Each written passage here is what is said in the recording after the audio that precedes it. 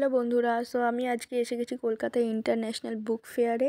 আর এটা 47th international book fair. আমি ফার্স্টেই ঢুকতে তোমাদের এখানে কয়েকটা ইনফরমেশান দিয়ে দিই। এখানে গেট নাম্বার টোটাল আছে 9 গেট নম্বর আছে, আর 679 স্টল তোমরা পেয়ে যাবে। এখানে ফার্স্ট আমি এখানে ঢুকেই প্রচণ্ড পরিমাণে হ্যাপাজার্ড হয়ে গেছিলো। আমি কিচ্ছু বুঝতে পারছিলাম যে কোথায় যাব, কোনটাতে ঢুকবো। সব রাস্তা পুরো একই রকম দেখতে পাচ্ছিলাম। ফার্স্ট ভাবলাম ওয়েস্ট বেঙ্গল পাবলিশিয়ানেই আমি ঢুকি। এখানে ঢোকার পর আমি কিছু কিছু বই দেখতে পেলাম, যেগুলো মানে উপন্যাস টাইপের বই।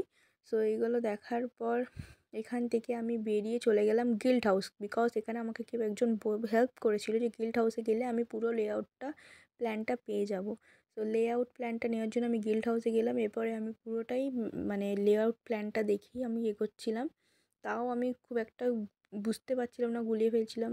এখানে ন্যাশনাল বুক ট্রাস্ট যেটা সামনে আমি দেখতে পেলাম ফার্স্ট। ওখানে ঢুকে গেছি। এখানে ঢুকে এত ভিড়, ইভেন প্রচণ্ড পরিমাণে গরমও লাগছিলো ভেতরটা। আমি এখানে রামমোহন রায়ের বই দেখতে পেলাম, ইভেন স্বামী বিবেকানন্দ, মানে ছোটোবেলাকারও অনেক মানে যেগুলো পড়ে এসেছি সেই সব বইগুলো অনেক দেখলাম। আমার খুবই ভালো লাগছিলো দেখে। এটা দেখার পর আমি ভাবলাম যে একটুখানি কিড সেকশানে যাওয়া যাক। এখানে বাচ্চাদেরও অনেক ছোটো বইগুলো দেখতে পেলাম, আমার খুব ভালোও লাগলো। ইভেন এখানে শুধু তাই নয়, অ্যারোবিকও বই আমি দেখেছি, কিন্তু অ্যারোবিক দেখে আমার মাথায় কিছু ঢুকলো না।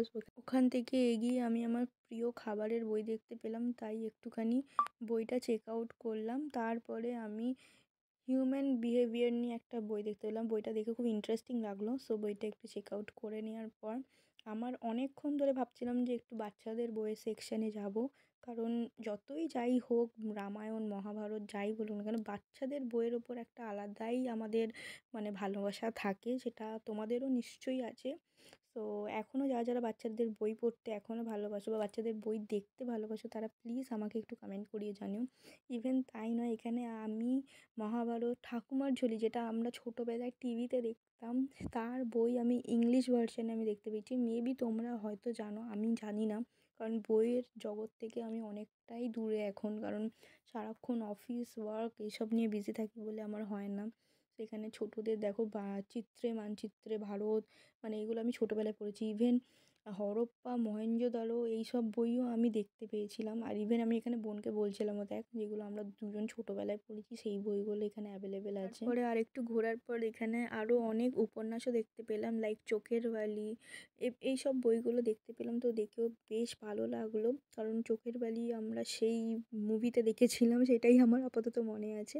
তারপর এখান থেকে বেরিয়ে আমার প্রচণ্ড পরিমাণে খিদে পেয়ে গেছিলো, আমরা অর্ডার করেছিলাম ফিশ ফ্রাই অ্যান্ড চিকেন কাবাব।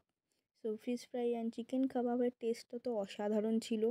খাওয়ার পর আমরা দুজনে ঠান্ডা একটু গরম গরম কফি খেয়ে তারপরে চলে গেলাম পাশেই বাউল গানের সেকশানে।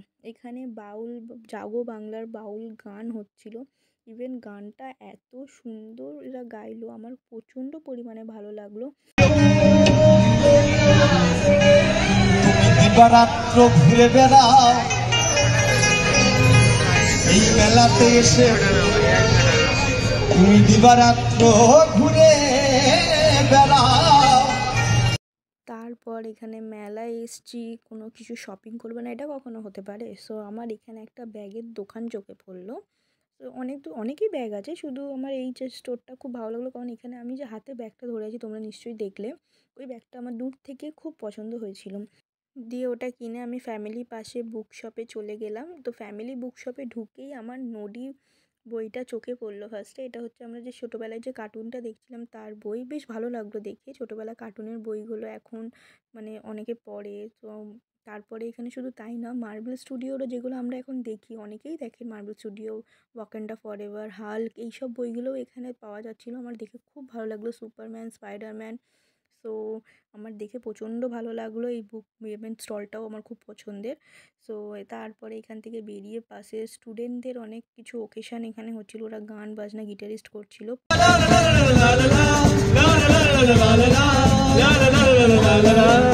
गुलाबी आंखें जो तेरी देखी शराबी ये दिल हो गया, संभालो मुझको ओ मेरे यारो, संभलना मुश्किल हो गया। এখান থেকে বেরিয়ে পাশে রাস্তার ধারে অনেকগুলো হ্যান্ডক্রাফটের জিনিস দেখতে পেলাম, গ্লাস পেন্টিংও দেখতে পেয়েছি। তারপর এখানে আমি যে গ্লাস পেন্টিংগুলো দেখলাম, দেখুন এখানে ভিডিওতে দেখাবে গ্লাস পেন্টিংগুলো কি সুন্দর। এগুলো আপনারা ওয়ালে ফটো ফ্রেম হিসেবেও আপনারা লাগাতে পারবেন। পাশেই দেখুন খুব সুন্দর নাটক হচ্ছিল। সো এখানে আমি নাটক দেখতে একটু বিজি হয়ে গেছিলাম, কারণ এনারা এত সুন্দর অ্যাক্টিং করছিলেন। তো অ্যাক্টিংটা দেখে খুবই ভালো লাগলো। শুধু আমি নয়, ওইখানে অনেকেই দাঁড়িয়ে তাদের নাটকটা দেখছিলেন। কেমন লাগে?